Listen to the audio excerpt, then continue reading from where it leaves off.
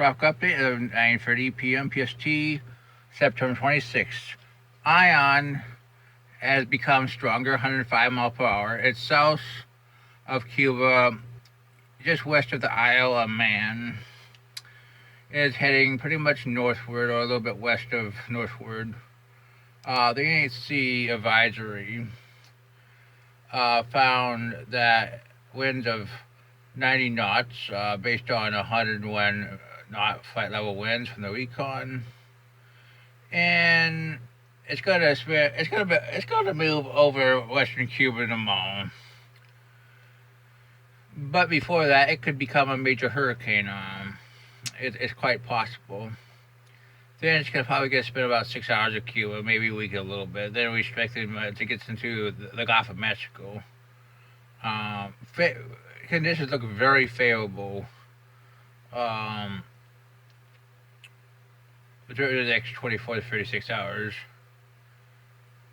But then it will go way down. I mean, like day and night, southwesterly shear will increase, and we're definitely going to have a weakening. So depending on how fast to the northeast this thing can get, the faster it makes landfall, the stronger it's going to be. Um, we can show you the NC track takes it almost into Tampa. I mean, maybe 20 miles, 30 miles north, um, which is in line with all the hurricane models. The GFS neighbors are actually far to the west. I disagree. I don't. This thing's definitely not going to head north like that, based on what the model day I've seen.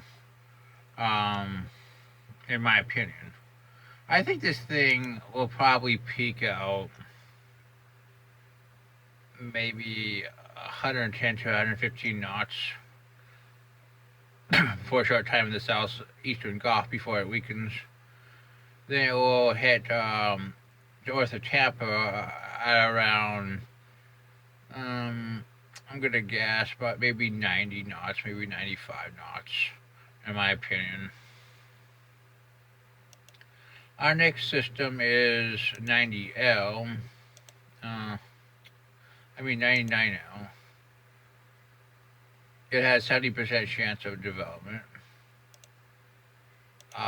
Here it is. It was looking pretty good last night, but now it's becoming less organized. Convection isn't forming, and it should head northwestward over the next couple of days.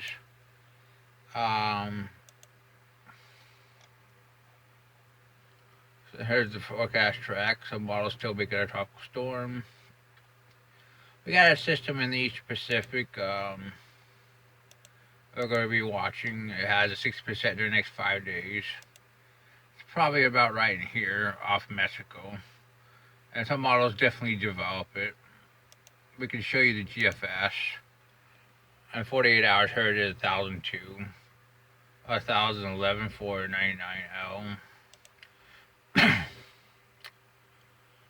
979 at 72 hours for Ion. 993 for the East Pacific system. 120 hours clearly for inland in Georgia for Ion. 970 for that system. I'm going to say so. I think the East Pacific system probably has about 80% chance of development. Well, they're really liking it. CMC 1,002 at 120. Go back to 72. Let's see. ECMWF 78 hours. Also shows East Pacific system. Ion moving over pretty much Orlando. Let's go out to 90.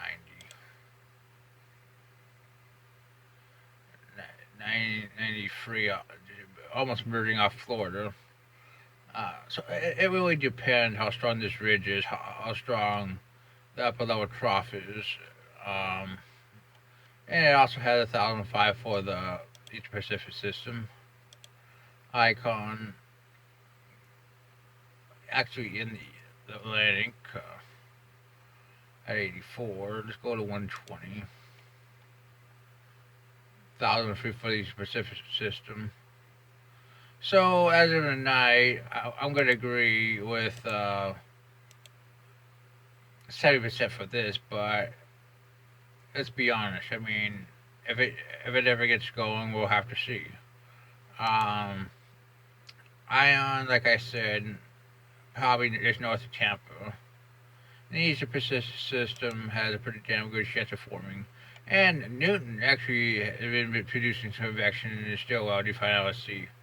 I wouldn't be totally sure I'd write it off. Maybe 30% chance of redevelopment if we can get far enough cells. Well, that's your tropical update.